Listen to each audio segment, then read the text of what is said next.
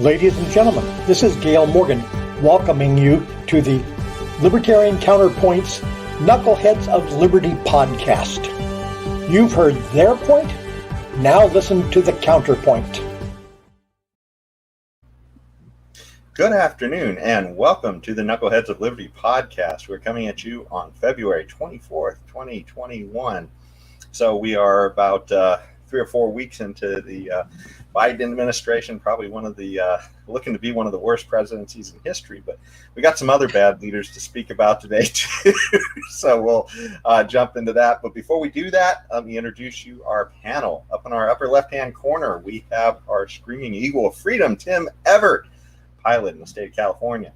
In our upper right-hand corner, we have Leon the Word Brathwaite, last word in Liberty, retired engineer in the state of California. My name is Jason McPhee, and I'll be your host today. So let's jump right into that. We're talking about horrific leaders today, I guess, and that brings us to Cuomo and all of the stuff that's happening to Governor Cuomo in New York. So the wheels seem to be coming off the cart for him, and he is really starting to get hammered on both sides. Apparently, the whole nursing home scandal that conservatives were bringing up on conservative media for about the last 7 or 8 months, roughly. Yes. The scandal of him forcing people into old folks' homes who had COVID. Now you're talking about the population that was deemed highest at risk, and he was literally forcing these people into those places through his order. And then he tried saying that, well, no, the deaths, aren't that bad there. And, it's not quite what you think and all that. Well, finally, the attorney general for the state of New York just came out and torpedoed him about a week or so ago and saying that the numbers, I guess, have been sort of rigged and that the death count's a lot higher than what he was saying, and that it's all sort of his orders, even though he's doing everything he can to try and say it's anybody else's fault other than his. So, do you guys want to jump in on this? No, I you know what? I'm gonna pass on to Leon on this. We got to get some more gun stuff and war stuff and stuff that gets my motor going. Just, your average vanilla, miniature dictator like Cuomo and this other Yahoo out here in California. It's just not enough to get me going. So go ahead, Leon. Oh, and just a second, Tim, elevate this guy to president and you'll get your wars. Oh, yeah. Exactly. Oh, for sure. For sure, definitely. Go ahead, Leon. The media play such a big role in this thing.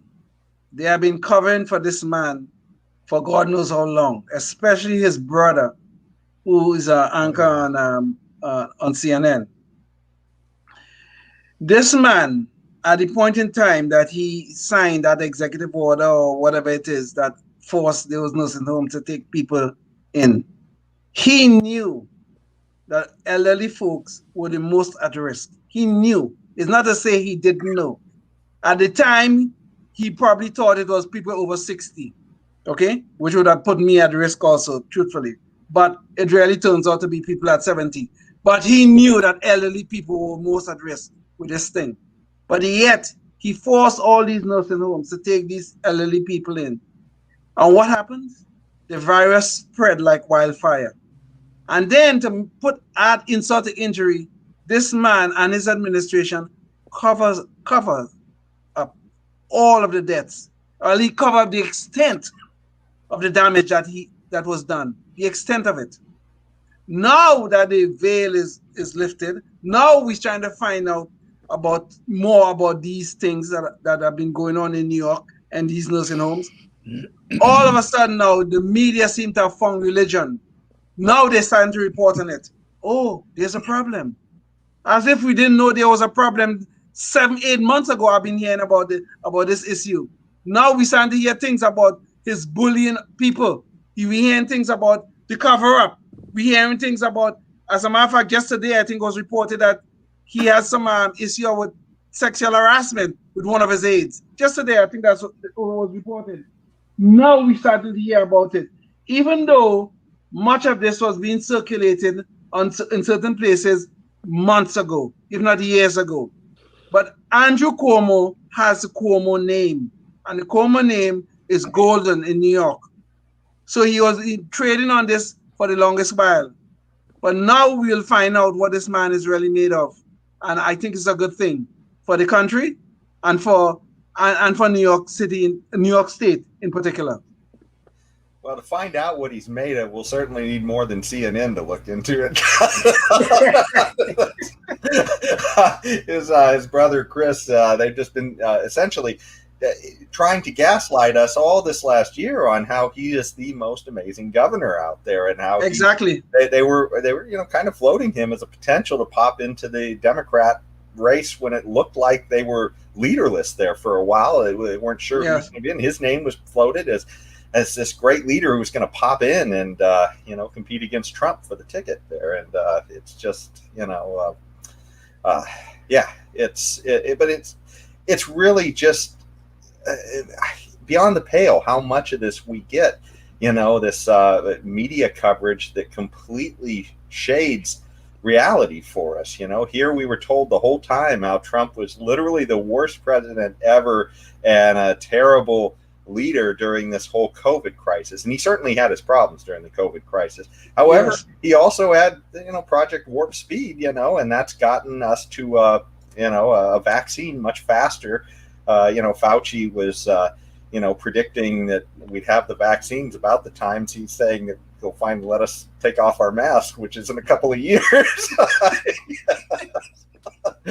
But, we've actually got it now. And, here this guy was literally, he was screaming for stuff, saying that Trump wasn't sending him enough beds, and said, Trump, or ventilators. It was, ventilators, yes. Yeah. And, it turned out ventilators weren't that big of a deal. But the stench of hypocrisy on all of this is so nauseating, okay? If you go back to this issue about the nursing homes, at the time all of this was going on, Trump had sent that Navy ship into their harbor. I think it was in the Hudson Harbor, where it was, where there were beds available. Yep. These people who were COVID positive, and that was another thing. He tell them they can't test the people whether they're COVID positive or not. But these people who were COVID positive could have been sent onto that Navy ship. They also had the Javits Center converted. They could have sent those, and they had beds available there too. They could have sent these people there. But they chose not to do this. And all this time, the media is telling us this guy is so great and wonderful on his leadership. He even wrote a book on leadership. While the COVID crisis is raging in his state, he had the time to write a book. And all the media came along, let's give him an Emmy. And they did. Yeah. And now we're finding out. Well, and since we're at the point of talking about the Emmy, let me share some video with everyone. So...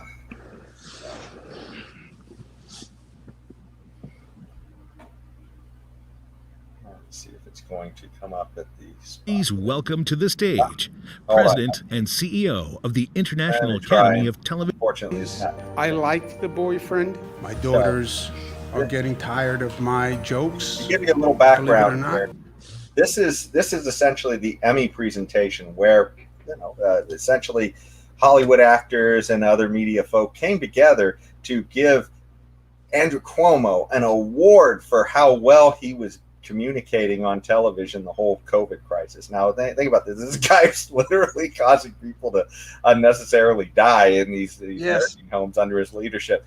And here he's being praised. But let me get you to the part where it's, let me see. So this is about where... Work. Our curve is down. Congratulations, New Yorkers. It's no time to get cocky, and it's no time to get arrogant. We are by no means out of the woods. Wow. Thank you for believing in me and giving me support. Good Lord knows I needed it. And don't worry, I'm not going anywhere. potentially famous last words for Cuomo. We'll see. Yeah. It is now my distinct pleasure And now I to just want present the 2020 here they are, International Emmy the Founders Award essentially the Hollywood to elite Governor coming Andrew out Cuomo, to praise him. with a little help from some of my fellow New Yorkers. To my governor, the governor of Empire State,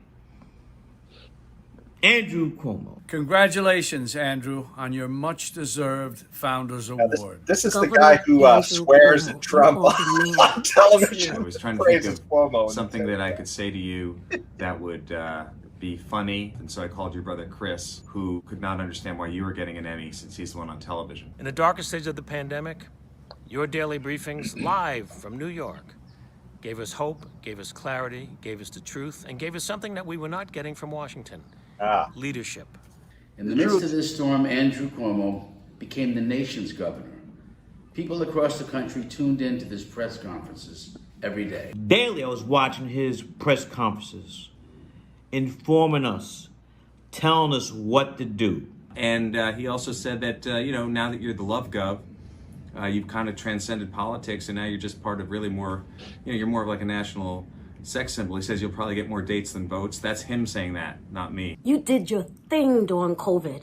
New York was suffering. We were the epicenter. We were all in a crisis, in a panic, and every single day you came on the airways and you offered your strength, your leadership, and your direction, and your caring, and your heart. You are the epitome of New York tough. These are things your brother says about you. I look up to you still. And you set the example for the rest of the nation, the rest of the world, how to be a leader during a time of crisis. Thank you for your leadership during these trying times. We are New York tough, smart, disciplined, united, and loving. Thank you, Governor. Stay. So anyways, that's probably enough, but the video, but it just goes to show you, I mean, the amount of, that Hollywood is in the tank for some of these guys. I mean, Cuomo, right now, one of the issues, and Leon, you sort of touched on it. Let's see here. I'll get rid of this image here real quick. I'll stop sharing the video. Okay, there we go.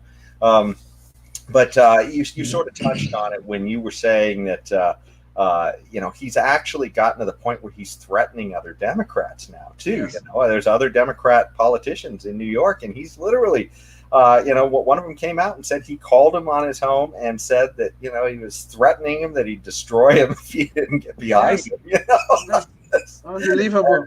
Yeah, and Bill de Blasio came out and threw his weight behind the guy who's making that claim against Cuomo. So it looks like the wheels are kind of falling off the wagon. But, here's all these Hollywood guys just standing behind him saying how wonderful he is and just how amazing. Yeah. And, No wonder these people have such big opinions of themselves. And I love the guy that says, thank you for telling us, the part about telling us what to do, Why is it people have to be told what to do all the time? Tell me this thing, yes. Tell me this thing. Yeah. Well, the funny thing is that they always imagine that he's going to tell other people to do what, those people, essentially, I think these people are kind of narcissistic. They imagine that the leadership is going to push their views on everybody else, right? And then when somebody like Trump comes around, they lose their minds, right? Because he's telling people what to do, but it ain't what they want to hear. And suddenly why don't they ever become libertarians? I just don't get it. They sit there and they see the harm when it's somebody who they don't agree with gets in power. But man, when it's their guy, they just see no wrong with pushing preferences on everybody else. Well, they don't become libertarians because libertarians have a and that is an important point you're raising there. No, I think we might have a little bit of a lag on the video. Yeah, might just a little bit. There. Okay. There, I don't know who went first. Your voice kind of got delayed, Leo. You kind of popped in the middle of Tim's thing. So okay. So go ahead, Tim. I'm sorry. Go ahead. Yeah, well, libertarians, we just don't have this reliance on other people telling us what to do. We kind of like to guide ourselves. And we're not stupid. We don't do stupid things, but at the same time, we don't need somebody. I mean, we want to gather correct information and things like that. But generally, the governors and the presidents and the senators, they're not the most reliable places to gather information. Put it that way. And anyway, that's all I was going to say. Yeah, I'm sorry about the interruption previously. There must have been some delay or something. But the point is though, I want to step back here about the media and all of this fawning over Andrew Cuomo. If Ron DeSantis, who is the governor of Florida, did exactly what Andrew Cuomo did, we would be having wall-to-wall coverage of his dereliction of duty. They will probably call him a murderer if Ron DeSantis did this. But because Andrew Cuomo is a Democrat, they are covering it, but only a little bit. They talk about it a little bit, but not the wall-to-wall coverage that I'm sure we would have gotten if it was a Republican who did this nonsense. Oh yeah, imagine if Trump had suggested that the way to deal with COVID was to force people with COVID into old folks' homes. Good point. Good point. I think there would have been a third impeachment trial. And that one maybe actually would have had some wheels if he would have said something like that. Of course, I'm surprised he didn't make something like that up, but I guess it would have hit too close to home to what they were doing.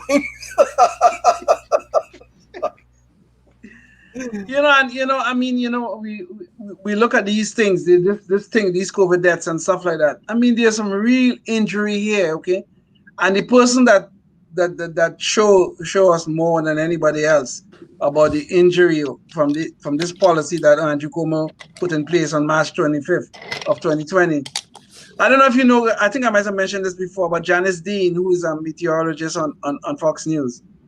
I mean, both her in-laws, both of them died in this thing. Not one, both. I mean, one would have been bad enough. Both of them died because of this COVID problem in the nursing home. And you can see the emotion, and it breaks your heart. Listen to this woman. It really does.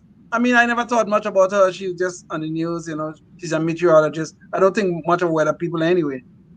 But it just breaks your heart when you listen to this woman talk about losing both her in-laws in this damn nonsense that this man did. It's unbelievable.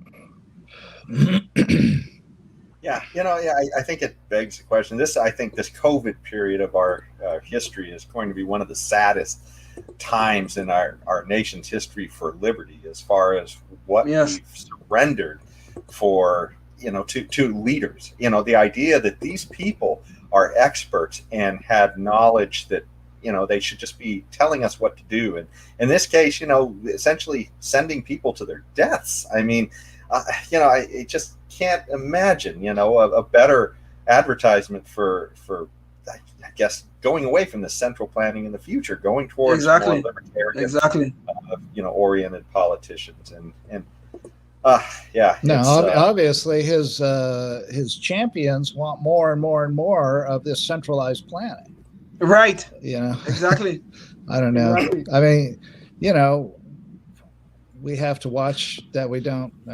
Maybe I'm just being pessimistic, but we have to watch that we don't read our thoughts into the thoughts of other people that that have completely different ways of looking at things. But anyway, that's just me. Well, it's not. I don't think there's anything wrong with us trying to figure out what is right and what is not. I think one of our founding documents says life, liberty, and the pursuit of happiness. We could never get those things with the central planners around. Okay? I mean, they have a role, there's no doubt about it, but that role should be well defined and severely limited. That is what we need. I hear Kamala Harris talking about, the rollout. Trump left the rollout to the states. And what we have to do is to have some national strategy. Really? Is that what we need? Really? Well, and speaking of, central planners too. I mean, that's the whole idea, is that, the hubris to think that somebody will solve the problem for everybody, I mean, that they'll have all the knowledge. And, here, worst case scenario, I mean, some of these people are literally being so underserved that they're being led to their death. But speaking of catastrophes and central planning, Texas and their energy system is having some issues as well. So I guess we're moving from blue state to red state here. And you would be surprised that it's a red state. We're talking energy and energy problems, but that's what's happening in Texas. So there's a big freeze, and you had, certainly the visibility there's a lot of frozen windmills, and everybody was out of power. But, it sounds like the problem is a little deeper than that. But regardless, still ERCOT is the energy system that Texas is stuck in. It's sort of insulated from the rest of the country. So whatever planning was going on in ERCOT obviously was a little bit off, because, I mean, literally in this day and age, you had people dying and freezing to death out there in this disaster where, they just had a cold snap. You guys want to jump in on this whole energy debacle? Well, I'll let Leon. He's that's kind of up his alley.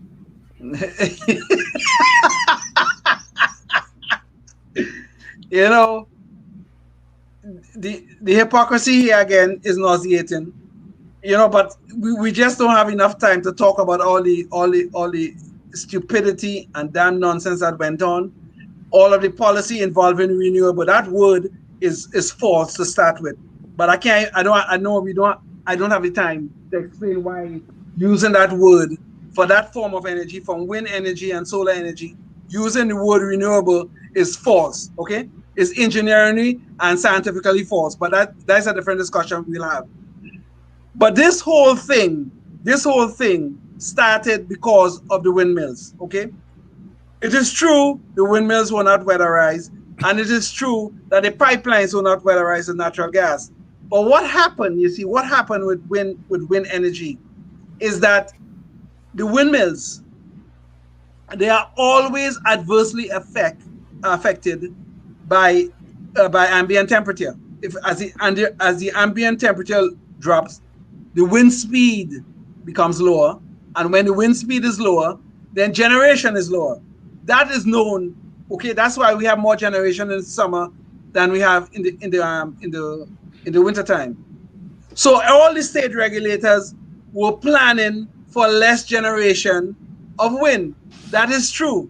They were planning for about a 10 or 11% from wind.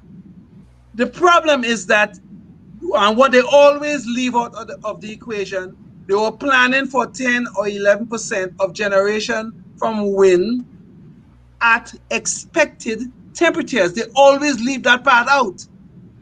What happened was the temperature dropped way below that which was expected.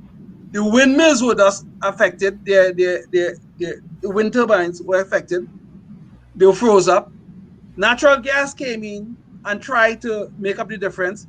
Well, they were not weatherized, which is kind of stunning to me in Texas. The pipes were not weatherized at those low temperatures. And of course, some of them froze up also. But this whole thing was started because the wind went down early, about a week before the natural gas went down. And that's how it started. And now everybody's trying to cover up now. Oh, these renewable energy, they're still good and wonderful. All we need is a little bit of weatherization. No, even if you weatherize, the wind speeds are still going to be affected by the temperatures, by the ambient temperatures. And even if everything was weatherized, we would have still lost generation from the wind, because the wind speeds are always affected by ambient temperature. The lower the ambient temperature, the lower the generation we have. So the natural gas will still have to come in and make it up. But everybody want to cover up, no. It's just because we didn't weatherize. It is nonsense.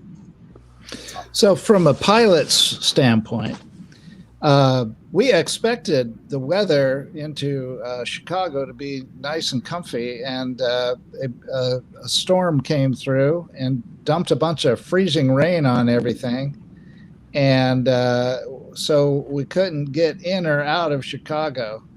And but just a little winterizing on the outside of the planes, and we'll all be good to go next time, right? Well, on that same note, on freezing and everything else, we have another expert that we want to listen to as well on this debacle. Hey, Tim, before we go, Tim, that was good. That was real good. That was real good. So thanks. So apparently, in this whole Texas thing, CNN is, this is more of an issue of I guess who's kind of the bigger fool, I guess, CNN or the person that they're citing as an expert. The issue is that this was a complicated thing and complicated failures that happened in Texas. But CNN is bringing up as part of one of their news parts, they're using the esteemed Alexandria Ocasio-Cortez, as an expert that they can cite. And she says the infrastructure failures in Texas are quite literally what happens when you don't pursue a Green New Deal. And that was literally their expert citation. So, they didn't bring in a scientist. They didn't bring in, anybody else. They said, hey, AOC has written a Green New Deal that talks about fast trains, stopping planes, and we should put what she has up on the screen in order to figure out what went wrong in Texas. You guys have any thoughts on that? Well, go ahead, Tim. Go ahead. I'm sorry. Go ahead. I'm just glad she raised $5 million to help the people of Texas out. She did. So we have to give her credit for that. We got to give her credit. Yeah. Okay. Go ahead, Leon. I was just going to say, pretty soon we'll start handing out Emmys for Idiot of the Year, and I think CNN and AOC will both receive it. Seriously. Or Moron of the Year, whichever one. What was in your audio? You were speaking away from your audio. Can you give us that last bit again, Leon? Moron of the Year. Okay. Yeah. Either one will work. Yeah. That's got a crowded field of very deserving recipients, but we'll put them in there. Many of them celebrated guests on CNN. And those actors and actresses that were heaping praise upon Cuomo too. We'll throw them in there. Of course. But AOC, I think AOC and CNN will beat them out if you want the honest truth. Definitely. Okay. Well, I think we're just about at the end of our show. So thanks for joining us. You can catch more of our shows on libertariancounterpoint.com and Facebook's. And we also have a Facebook Knuckleheads of Liberty Facebook page as well now, too, that you can go to for some of this stuff. So, but we will look forward to seeing you at the next one, and stay free. Yeah. There you go.